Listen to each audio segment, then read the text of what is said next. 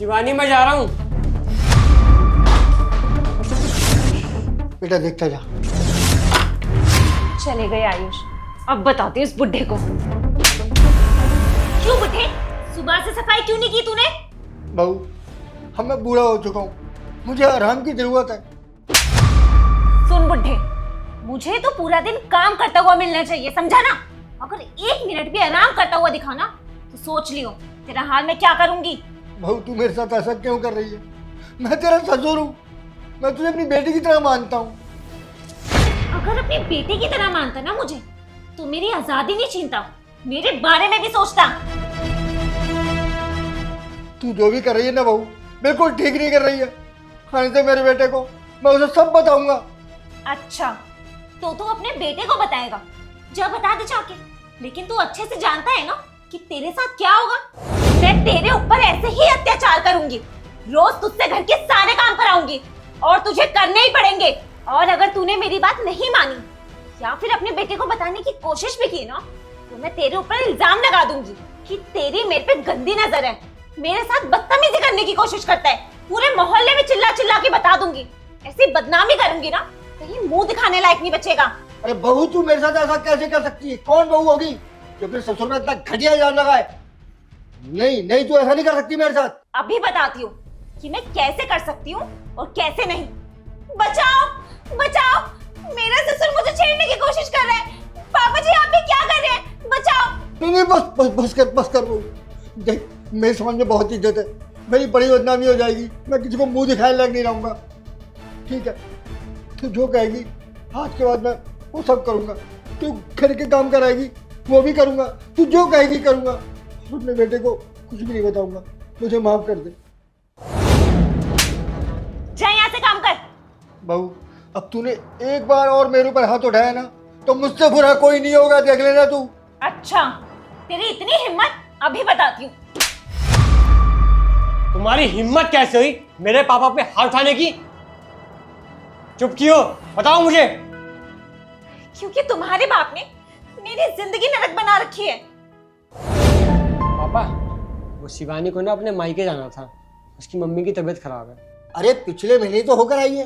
हाँ पापा, मानता हूँ कि पिछले महीने ही होकर आई है, पर शिवानी ने मुझे बोला कि उसकी माँ की तबीयत ज़्यादा खराब है, इमरजेंसी है। अरे कोई इमरजेंसी नहीं है, ये तो इसके घर वालों के और इसके बार बार बुलाने के बहाने हैं। और तू सोच, अगर बहू मायके चली जाएगी तो हमारा खाना पीना कौन देखेगा, घर कौन संभालेगा? अरे पता नहीं कैसे है इसके घर वाले। अरे बेटी के बिना नहीं रहा जा रहा तो शादी क्यों की, घर बैठा के रखते। और बहू को भी ना सिर्फ अपना परिवार दिखता है, अपने मायके के लोग दिखते हैं, हमारे बारे में बिल्कुल नहीं सोचती। पापा जी, जितना प्यार मैं अपने घर वालों से करती हूँ ना उतना ही मैं आप लोगों से भी करती हूँ। और डॉक्टर ने बोला है कि उनकी कंडीशन बहुत ज़्यादा खराब है, मेरा जाना बहुत ज़रूरी है उनकी देखभाल करने के लिए। चुप कर, ससुर से बात करने की तमीज नहीं तुझे। चुपचाप अंदर जा, तेरे घर वालों से ना मैं खुद बात कर लूंगा। अरे तेरे भाई वगैरह नहीं है माँ का ख्याल रखने के लिए, तेरी जरूरत पड़ी है वहाँ पे। और बेटा तू इसकी बातों मत आया कर, कंट्रोल में रख इसको।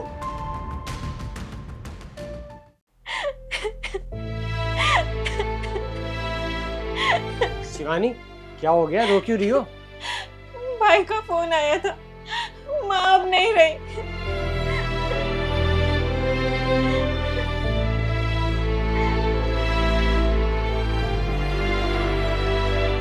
बेटा एक काम कर, क्या टिकट करा दे मायके के लिए। अब क्या करूंगी मैं घर जाकर?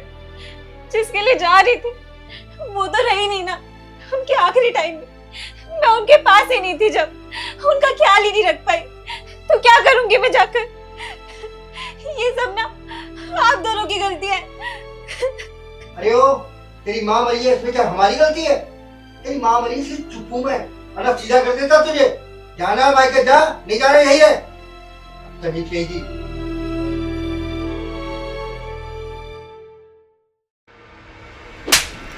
चल बुढ़े खड़ा हो, अब से इस घर के सारे काम ना तू करेगा। तेरी हिम्मत कैसे हुई मुझ पर हाथ उठाने की? अभी बताता हूँ तुझे। अपनी औकात में रह बुढ़े, तू ना मेरा कुछ बिगाड़ नहीं पाएगा। अब तक तेरी इज्जत करती थी इसलिए चुप थी। तू पागल हो गई क्या? हुआ क्या तुझे? मैं तेरी वजह से अपनी माँ के आखिरी समय में उनसे मिल नहीं पाई, उनको देख नहीं पाई। अब इसका भुगतान ना तू पूरी जिंदगी करेगा।